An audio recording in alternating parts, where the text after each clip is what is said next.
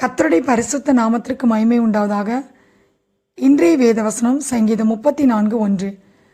கர்த்தரை நான் எக்காலத்திலும் ஸ்தோத்தரிப்பேன், அவர் துதி எப்போதும் என் வாயில் இருக்கும். கர்த்தரை எக்காலத்திலும் ஸ்தோத்தரிப்பேன் என்று தாவீது சொல்கிறார்.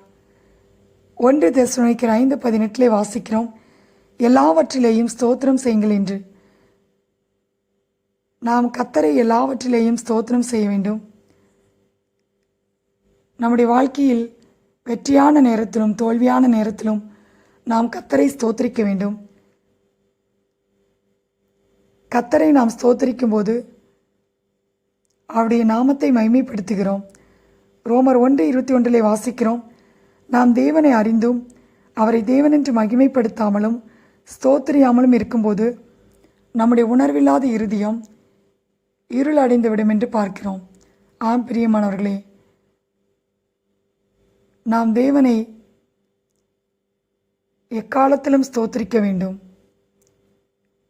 2 கொரிந்தியர் 4:15 வாசிக்கிறோம், தேவனுடைய மகிமை விளங்குவதற்கு ஏதுவாக கிருபையானது அநேக ஸ்தோத்திரத்தினாலே பெறுகிறது என்று.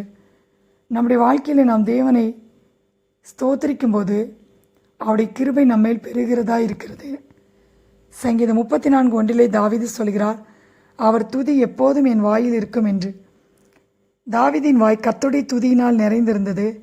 சங்கீதம் 35:28 வாசிக்கிறோம், என் நாவு நாள் முழுதும் கர்த்தருடைய துதியை சொல்லி கொண்டிருக்கும் என்று தாவீது சொல்கிறதை பார்க்கிறோம். தாவீது எப்போதும் கர்த்தரை துதித்தபடியால் தாவீதின் ஆத்துமா கெம்பீரித்து மகிழ்ந்தது என்று பார்க்கிறோம்.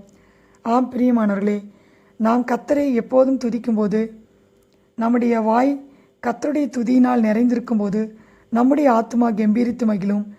துதித்தலே அவருக்கு இன்பமும் ஏற்றதுமாக இருக்கிறது என்று வேதத்திலே வாசிக்கிறோம். நாம் துதிக்கும்போது நம்முடைய அழுகியின் பள்ளத்தாக்குகளை அவர் நீரூற்றாக மாற்றுகிறவராய் இருக்கிறார். ஏசாயா 43:21 வாசிக்கிறோம், இந்த ஜனத்தை எனக்கென்று ஏற்படுத்தினேன், இவர்கள் என் துதியை சொல்லி வருவார்கள் என்று. கர்த்தரை துதிப்பதற்காகவே அவர் நம்மை ஏற்படுத்தி இருக்கிறார். ஏசாயா 63:7 வாசிக்கிறோம், கர்த்தர் நமக்கு செய்தருளின எல்லாவற்றிற்காகவும் அவரை துதிக்க வேண்டும்.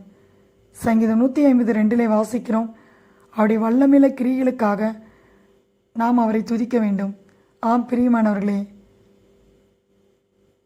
நாம் உயிரோடு இருக்கும் நாளெல்லாம் கர்த்தரை துதிக்க வேண்டும், அவருடைய நாமத்தை ஸ்தோத்தரித்து மகிமைப்படுத்த வேண்டும். நாம் கர்த்தரை துதிக்கும் போது, அவரை ஸ்தோத்திரிக்கும் போது நம்முடைய வாழ்க்கையில் இருக்கிற எல்லா நெருக்கத்தையும் அவர் விடுவிக்கிறவராய் இருக்கிறார். சங்கீதம் 34:1 வாசிக்கிறோம், கர்த்தரை நான் எக்காலத்திலும் ஸ்தோத்திரிப்பேன், அவர் துதி எப்போதும் என் வாயில் இருக்கும். கர்த்தர் தாமே இந்த வார்த்தையை ஆசீர்வதிப்பாராக. ஆமேன்.